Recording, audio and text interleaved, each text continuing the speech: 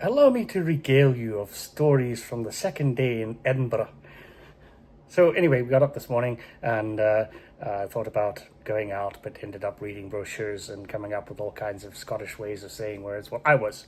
Jen was reading the word, and then I would Scottishify it. And we decided then we were going to head out towards the place we're going to do the underground ghost tours. And on the maps, I will say that on the maps that we look up and places we're going to go, it looks like it's so far away. You compare it to a Calgary map, and you got to go a Calgary Black. That didn't work. Calgary map, and you look at the map, and it says, okay, you got to go 4 blocks over this way and 3 blocks that way, and you don't realize that over here a block is about 40 meters. So it's a lot closer than it seems. Anyway, walked up, lots of cool stores, stopped by a Scottish kilt store, talked kilts for a while. It was fun. I wanted another kilt, but I'm too fat for it.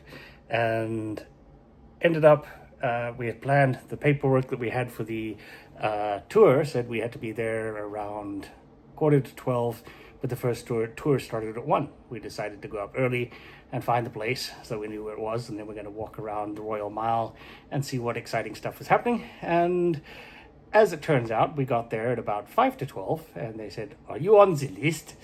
And we were on the list, and They didn't say it like that. well, no, they did. It was very Scottish. Are you on the list? And anyway, it turns out that there was a tour leaving at noon, so we got to wait around for about 2 or 3 minutes, and then left with a tour of 7 of us. The lady giving the tour had a wonderful Scottish accent, and played the part of tour guide and ghost hunter very, very well.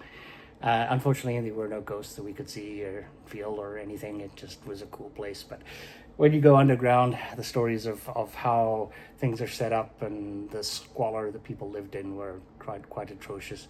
I got to be put up against a rack and tortured, and have my tongue ripped out and things like that because people just pick on me. Anyway, and so we went down. I was very, very surprised at how small it is down there.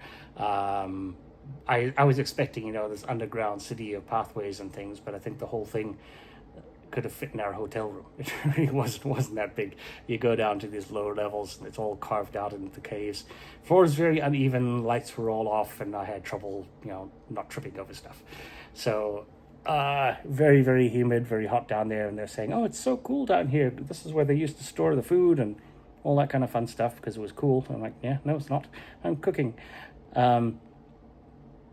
But yeah, they're saying this was the tavern, and the whole place was probably maybe 3 meters by 4 meters. I think you get maybe 10 people in there, but it was tiny. But very cool adventure, very cool story. From there, we came out into surface level and decided to go and look at the Friars Kirkyard, which you probably would have seen some of the videos I uploaded, and it's very neat, kind of interesting. I was expecting it to be more creepy, but it wasn't.